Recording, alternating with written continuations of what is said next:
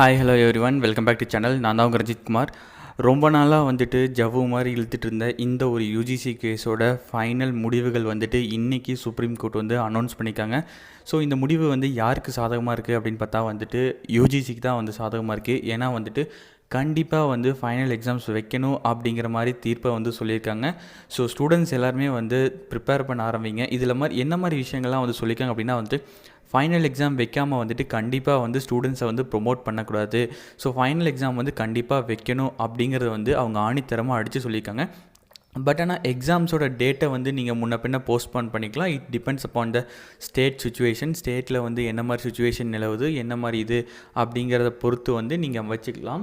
But ஆனால் வந்து கண்டிப்பாக வந்து எக்ஸாம் வந்து நடத்தியே ஆகணும் அப்படிங்கிறத வந்து அவங்க வந்து கன்ஃபார்மாக வந்து சொல்லிட்டாங்க. ஸோ நோ மோர் இனிமேல் வந்துட்டு நம்ம வந்து எக்ஸாம் நடக்குமா நடக்காதா அந்த ஒரு ஆசிலேஷன்லாம் கிடையாது, எந்த ஒரு டென்ஷனுமே கிடையாது. ஸோ எல்லோரும் வந்து ப்ரிப்பேர் பண்ண ஆரம்பிங்க. முதல்ல சொன்ன மாதிரி தான் வந்துட்டு இந்த அப்ஜெக்டிவ் டைப் தான் வந்து ஸோ ஈஸியாக வந்து எல்லோரும் வந்து பாஸ் பண்ணிடலாம்.